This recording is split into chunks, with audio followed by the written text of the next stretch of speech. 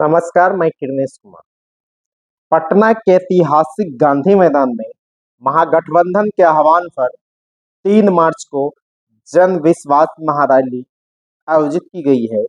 यह रैली कई मायने में ऐतिहासिक है, क्योंकि 35 वर्षों के बाद लाल और हरा झंडे वालों की संयुक्त रैली पटना में होने जा रही है। इससे ठीक 35 वर्षों पहले 1991 में जब बिहार में तत्कालीन जनता दल के नेता और मुख्यमंत्री और मौजूदा राजद के राष्ट्रीय अध्यक्ष लालू प्रसाद यादव की राजनीति उफान पर थी, उस वक्त भारतीय कम्युनिस्ट पार्टी और जनता दल की संयुक्त रैली हुई थी और उस रैली को ऐतिहासिक बताया जाता है। और उस रैली के बाद हुए लोकसभा चुनाव में बिहार की 54 में से 53 सीटें कांग्रेस हार गई थी और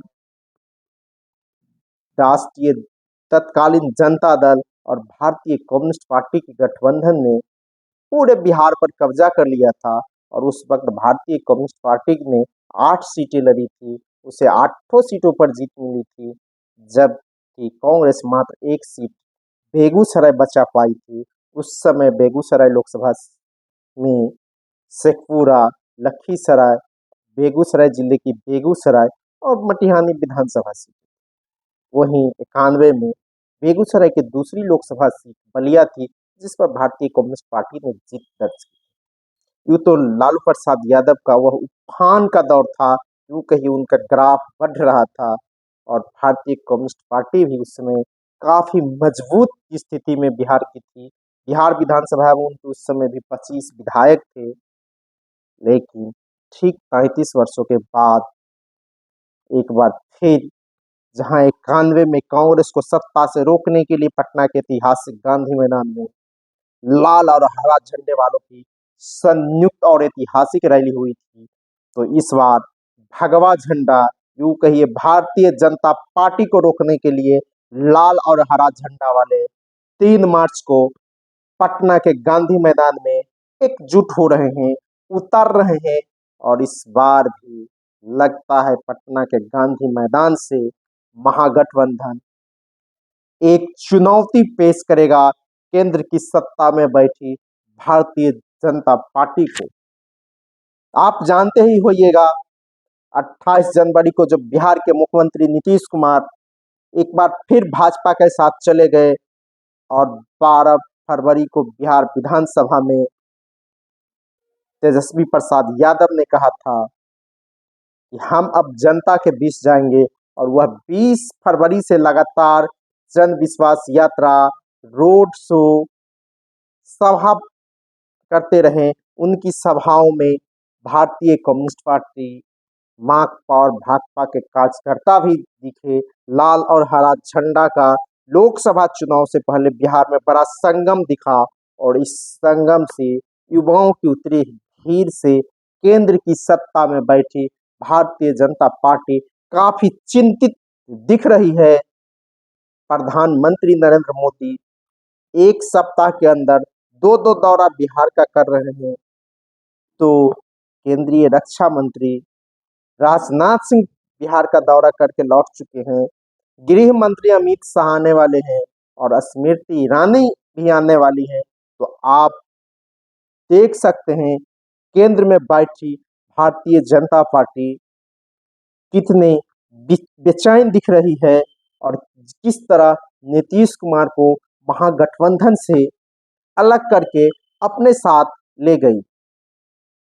एक समय था जो सर्वे आंतरिक आया था, उसमें कहा गया था कि बिहार की 37 लोकसभा सीटें महागठबंधन के खाते में जाएगी।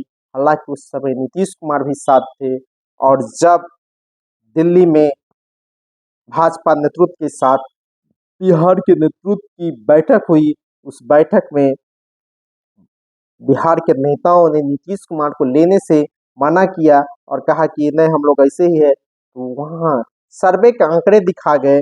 एक आंकड़े में भाजपा गठबंधन को बिहार में 5 सीटें दिखाई गई थी तो दूसरे में न, और किसके बाद नीतीश कुमार को भाजपा में लाया गया।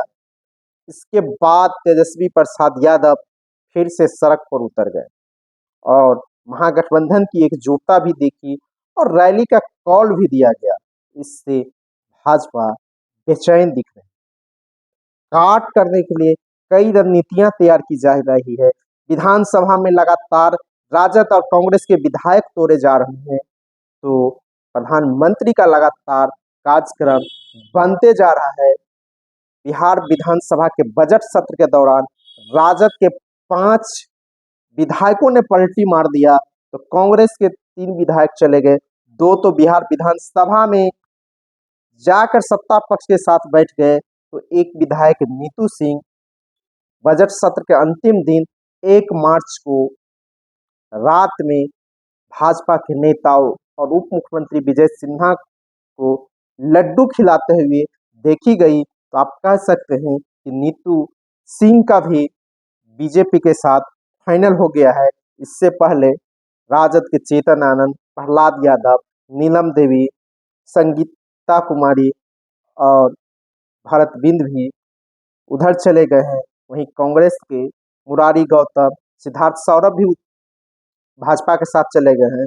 अब नीतू सिंह का भी जाना तय ही मान के चलिए। तो यूँ कहिए कि दो तरफा लड़ाई बिहार में चल रही है।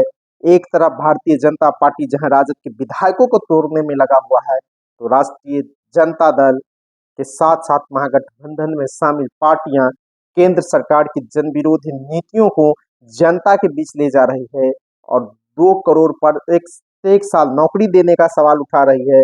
15-15 लाख रुपए सबके खाते में देने का सवाल उठा रही है। इस तरह के सवाल विपक्ष उठाए जा रहे हैं। इस तरह बिहार के में होने वाली 3 मार्च की रैली पर देश की निगाहें टिकी हुई है और देश में एक परिवर्तन की लहर भी चलेगी, तो बिहार से चलेगी, क्योंकि दिल्ली का रास्ता भी पटना और लखनऊ होके ही गुजर जाती है। इसलिए 3 मार्च की पटना के ऐतिहासिक गांधी मैदान में आयोजित रैली का काफी मायने है। जब 1991 में पटना में लोकसभा चुनाव से पहले संयुक्त रैली हुई थी, जिसे गरीब रैली कहा जाता है, और उस रैली के बाद जब लोकसभा के चुनाव हुए, 54 में 53 सीटों पर कांग्रेस को हार मिली और जनता दल भारतीय कम्युनिस्ट पार्टी ने शानदार प्रदर्शन किया था। वही प्रदर्शन की उम्मीद भी इस बार बिहार से की जा रही है, क्योंकि तेजस्वी प्रसाद के जन आक्रोश यात्रा, जन आक्रोश रोड शो और अब जन आक्रोश महारैली में युवाओं की भीड़ जो उतरने वाली है, जो उतर गया है, इससे बिहार के राजनीतिक में बदलाव भी देखने को मिलेंगे और लोकसभा का चुनाव परिणाम भी प्रभावित होगा, क्योंकि जब युवा वोट करेंगे, उस युवा में सिर्फ यादव और मुसलमान भी नहीं है, सीपीआई, सीपीएम, सीपीआई एमएल के कैडर भी हैं, और उसके बाद 18 और 25 वर्ष के वो युवा है जो नौकरी की मांग कर रहे हैं, जिसे केंद्र सरकार ने वादा करके नौकरी नहीं दे पाई है। अभी भी केंद्र सरकार के विभिन्न मंत्रालयों में 25 लाख से ज्यादा पद रिक्त पड़े हुए हैं। तो बिहार में भी बिहार विधानसभा चुनाव के दौरान नीतीश कुमार तेजस्वी पर आरोप लगाते थे कि कहां से नौकरी दोगे, लेकिन जब बिहार में महागठबंधन की सरकार 17 महीना के लिए बनी, तो करीब 5 लाख लोगों को नौकरी मिली है। इससे महागठबंधन के प्रति युवाओं का रुझान बढ़ा है और यह रुझान आने वाले दिनों में वोट में भी तब्दील होगा और इससे भाजपा और जदयू की राजनीति भी प्रभावित होगी। अगर लोकसभा चुनाव में महागठबंधन ठीक ठाक प्रदर्शन करता है